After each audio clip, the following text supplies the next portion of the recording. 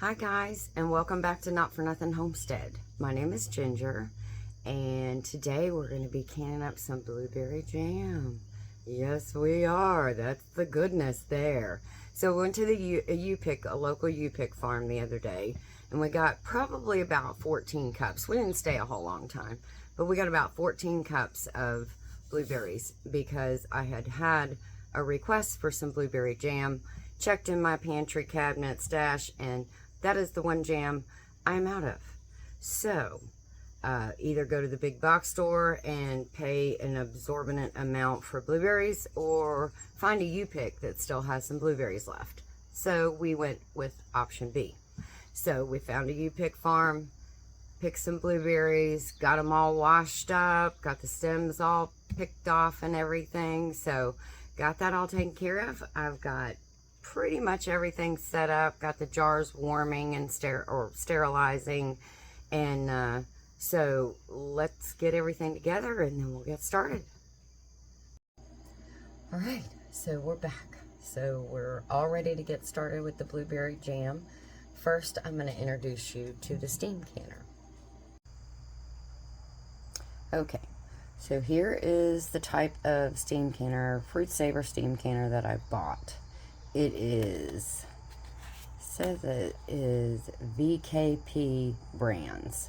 So I really like it. This is the steam canner itself. That's how it sits and looks. Oops, sorry, put the top on right. Okay, so that's how it looks when it's sitting. I have it warming I had it sterilizing the jars for quite some time. So we're all set on that, but I want to show you the top of it. So the top has a dial on it, and we'll get in closer, and the dial has your altitude. So whichever one of those groups you fall in, if you're in zone 1, zone 2, or zone 3, you see the zones right here, then you'll wait until this red needle gets all the way over into your zone, and then you'll know you're ready to start your timing. Okay, so here are all my ingredients. So I have 4.5 cups of sugar, and this is the kind of sugar that I love to use. It's raw cane sugar, organic, minimally processed, unrefined. So I have 1/4 cup of lemon juice, a pack of sugar gel, 1/2 cup of water, and then all of these, oh my gosh, aren't they gorgeous? All of these delicious blueberries. So we're gonna get to adding all this in and mashing some blueberries. Okay, so we're back and we've got our blueberries going. They're starting to warm up. Now, I wouldn't multitask when you're doing this because you're gonna wanna keep an eye on this and stay with it. They're already mashing up some. So this spoon is really nice too because it's flat and it will mash. So we just start cooking these down a little bit. Oh, just the aroma of blueberries makes me think of a blueberry muffin, which I am a huge fan of. So these are really good looking. Everybody's getting going. All right, so let me get these going. Get a little more juice coming in, and then we'll bring you back. All right, it's only been maybe 5 minutes. I'm on about medium-high heat right now.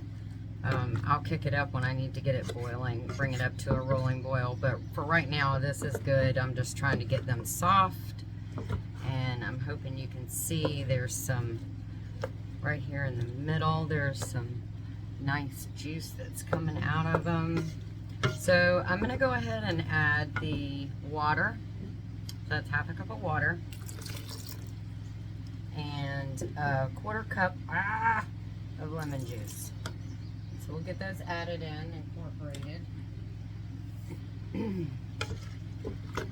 Now, if you like a jam where you bite in and taste blueberry, then I wouldn't mash them completely.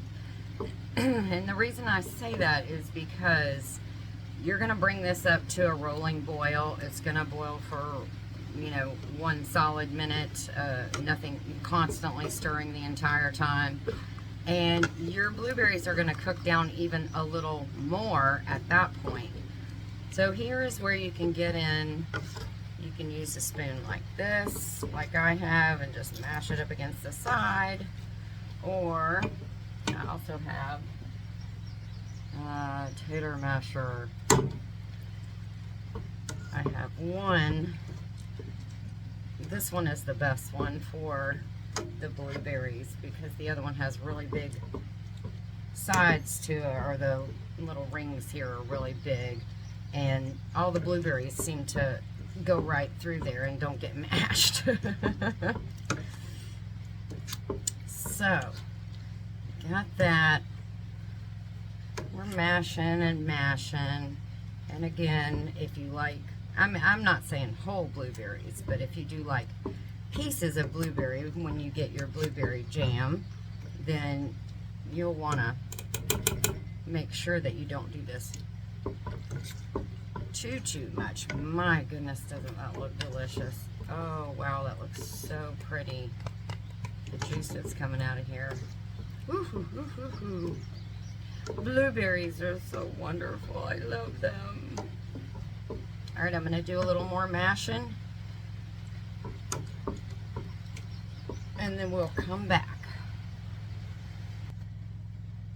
Okay, so I've been mashing for a little bit. As you can see, I've still got big chunks of blueberry in there, which is going to make it wonderful, wonderful, and delicious. And if I can leave you with a tip, do not wear your Sunday best when you are making blueberry jam.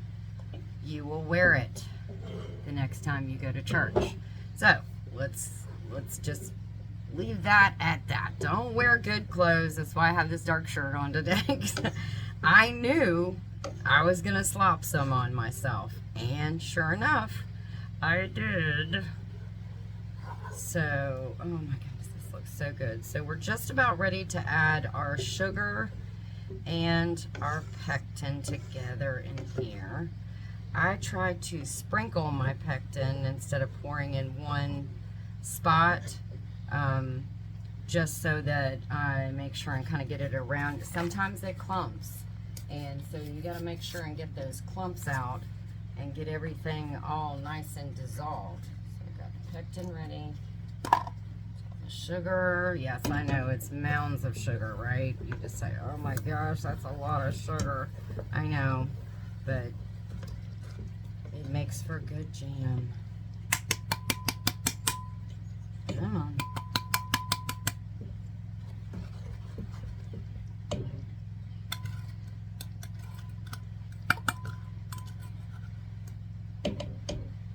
Alright, we're going to get this all stirred in there. Make sure we don't have any large clumps. I see one there. This is going to get down. Oh, really good. Wow. And again, I still have my jars over there in the fruit saver, and they're staying heated. Here goes the pectin. Let's stir as we pour. Try to get some areas I haven't gotten to. All right, that's done. Get this all incorporated. And I guess I could get a whisk and do that. Also, if you wanted to do it with a whisk, you can. Ooh, I can already feel it's thickening up. Wow, and that pectin just hit the pan. Well, probably partly the sugar too. So we're gonna bring this up to a boil, a rolling boil. That is a boil that you cannot stir down. Once we get that up to a rolling boil, then we are gonna boil it for 1 solid minute. Oh my goodness. Whew. Yes, please. I just need a very large biscuit, and I will lather this all on there. And let me get this up to a rolling boil. Okay, so I am starting to get some bubbles.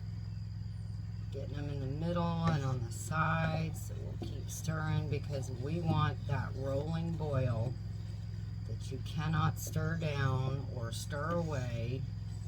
We want it to be bubbling, bubbling, and we are almost there. It's getting there.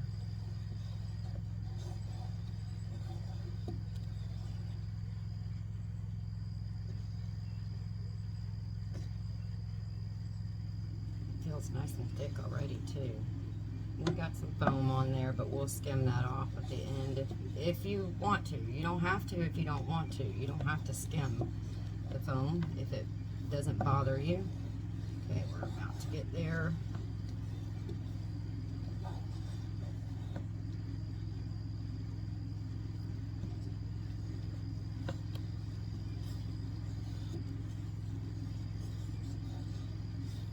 Nice and thick. I know you can see how thick this is, or I hope you can see how thick this is. I wish you could smell it. Oh my gosh. Yes, yes, yes, please. Okay, we are about there, people. I am stirring. It's not going away, but I want to give it just another minute long, another minute or two to get really up. I had to move it to the center burner. She's a big girl and she is no joke. When I need something to come up to a boil quick, she is the woman for the job.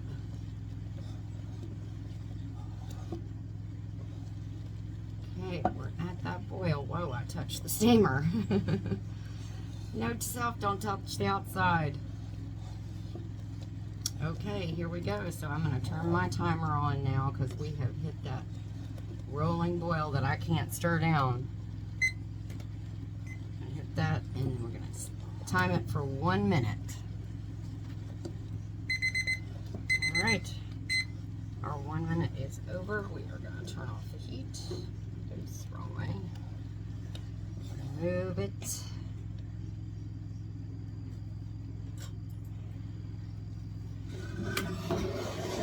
I'm going to get my jars all set up, bring you down, and we'll start canning it up and put it in the steam canner. Okay, so we're going to get some jars out of the steam canner. Take this lid, set it off to the side for now. Lift these out because they're going to be very, very hot. Get rid of all that water that's in there. Grab a couple.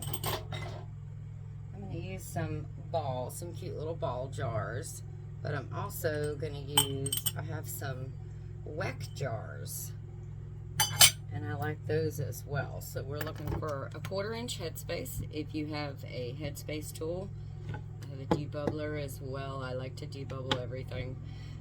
So you've got all your measurements on your headspace tool. 1/4 inch is that first little nudge. I'll show you in just a second. We're going to put it on the rim of the jar.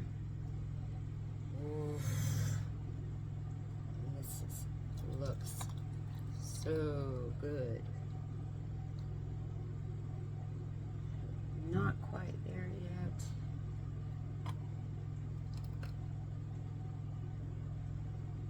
May even need a little bit more, but we'll see. Yep, we're gonna need some more. Good. Now, wow, that's a little hot.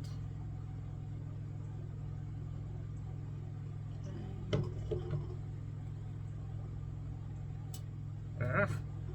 Just a smidge more. A smidge, a smidge. All right, perfect, on the money. A little debubble tool. You don't have to debubble jams, I don't think, but I just like to debubble everything. right. And we're gonna make sure and to wipe our rim. And you get a little bit of white vinegar on a paper towel, because you do not want anything coming between you and your seal. I'm sorry, not you and your seal.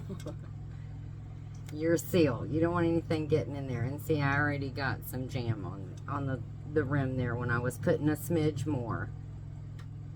So, got that all nice. Get your ring and your lid. There's my lid. Gonna put it on there finger tight, just till you can't do it with 2 fingers anymore. That's hot. Okay, and then into the steam canner, this one is going to go. And when we get all of them jarred up, I'll bring you back and show you what they look like in the steam canner. Okay, so we're all done filling the jars. So now we're going to put the lid on. Everybody's in there. So you want to put the lid to where you can read the dial. So just make sure that you get it on that, you know, facing you when you go to put that on. So now what we're going to do is we're going to let this, we're going to wait, and when it comes, the red goes into my zone, then I'm going to start a timer for 10 minutes and we're going to process it. So we got 8 half pints. Oops, it's not on their level. And I will note, because I sterilized the jars, the water had gone down some. So I made sure to add a little bit more water. It says to put 2.5 quarts of water in the bottom.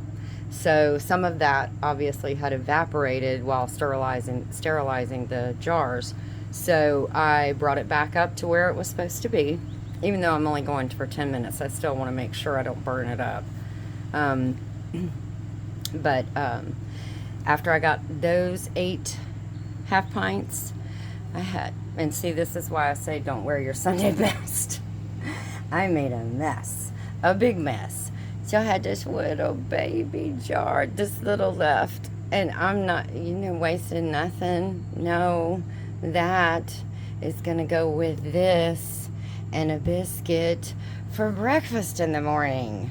So let's wait. We'll get this back, or get this up to where I'm in the zone, or in my zone, and then I'll show you what the dial looks like. Okay, so as you can see, we are in our zone. So we're gonna start our timer for 10 minutes and then we'll be done. Okay, so our 10 minutes are up. So we're going to turn off the heat. Now, make sure you, again, read your manual.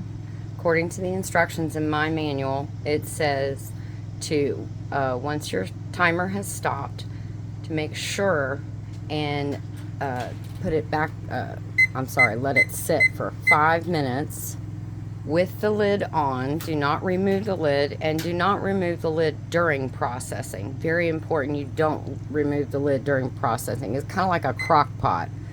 If you do that, you're going to lose all that heat, and then your processing time is, you're going to have to start all over again. So my manual, what it says is, when the processing time is finished, turn off the heat and let the canner stand for 5 minutes with the lid on before removing jars. The lid must remain on the canner during this time. This cool down period is necessary to ensure the jar contents are properly processed.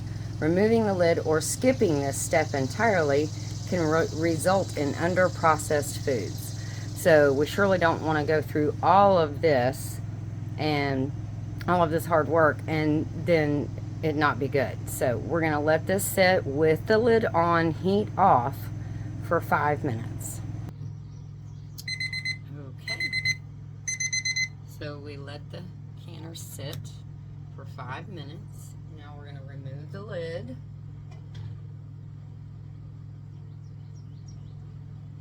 Place that carefully to the side. And we get to remove our jars.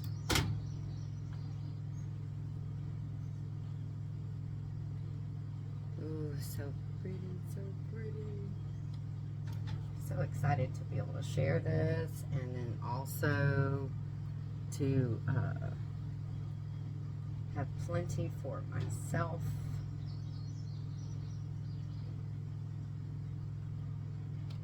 There we go. We'll get these all out of here, and we'll be back. All right, so we're all done. There they are, all 4 ball jars. Some of them, I heard a ping inside the canner as I was taking them, as I was about to take them out. The WEC jars are a little bit interesting. They're a little different. So what I find interesting about them is they have this little flapper here. And as the jars start sealing, that flapper starts pointing downwards. So you know it's sealed. If it's sealing. So if it was still pointing up or horizontally, then you would know that you're having an issue. But it's still, you want to wait, and you have to wait the 12 to 24 hours. Make sure you don't mess with them. Don't play with them. Don't move them. Make sure you sit them on the counter on something so you don't damage your countertop. Make sure you sit them on the counter, out of the way. People aren't knocking into them, and that way they don't get disrupted, and your seals, it won't cause you to have a failed seal. All right, so we're all done. I got a big old mess to clean up. Everybody's sitting over there on the counter, undisturbed. I'm not messing with them. So I hope you enjoyed this video. If you did, please like and subscribe. Then every time we put up a new video, you'll be notified so you can see it.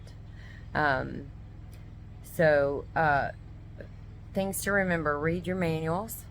If you want a pressure can or steam can, just make sure you always read your manuals all the way through so you know exactly the steps to take. And then if you're interested in learning how to can, I would suggest that you get this book.